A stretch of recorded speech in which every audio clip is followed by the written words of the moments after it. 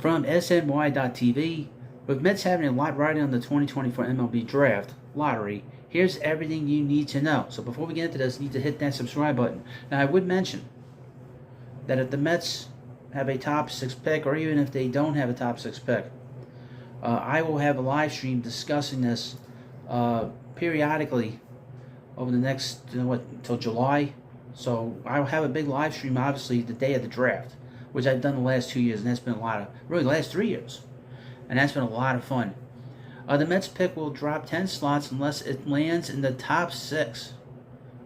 Show you now, if you love stuff about the Mets and their prospects and obviously the draft that's going to come up and any minor leaguers, you need to hit that subscribe button. Shohei Ohtani, Yoshinobu Yamamoto, Juan Soto.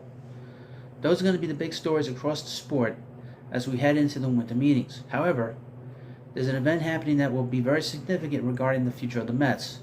The event is the MLB Draft Lottery. The 2023 MLB Draft was the first in the league's history that had a lottery to determine the top picks. The Pittsburgh Pirates won that lottery and selected LSU right-hander Paul Skeens with the number 1 overall pick. While the Mets' 2023 season went, well, not as expected, one of the benefits is that they will have a possibility to land one of the very top picks in the 2024 MLB Draft. So you're saying there's a chance.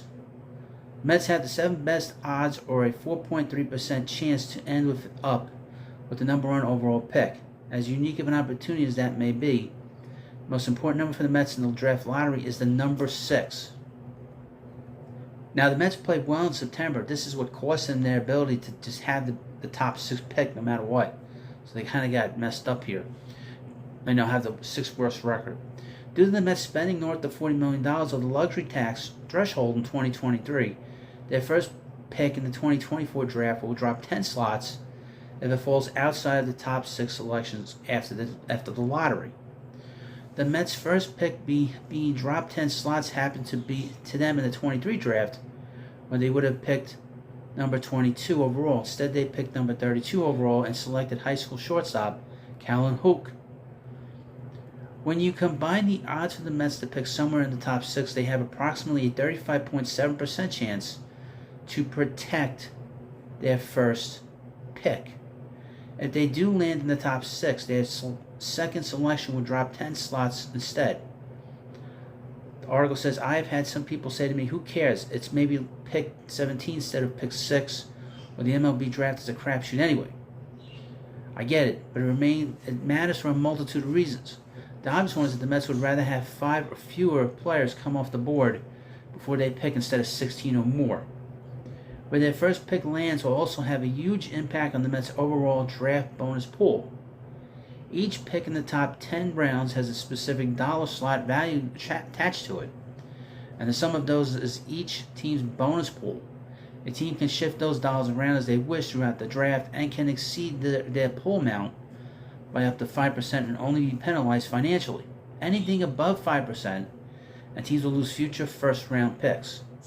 Using the 2023 draft slot values as a guide, if the Mets were to land the number 6 pick in the draft of the lottery, the slot value for that pick in 2023 was $6.634 million. If the Mets were to land the number 7 pick through the lottery, that pick would drop down to 17, which had a slot value of $4.169 million in 2023.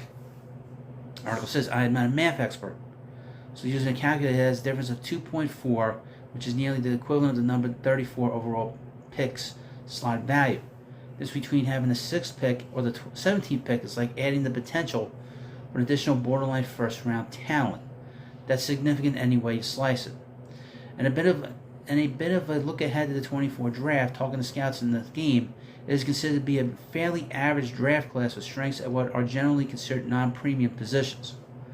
The class will likely have teams leaning heavily towards college players, with the high school crop not being as strong to this point as it has been in the years past.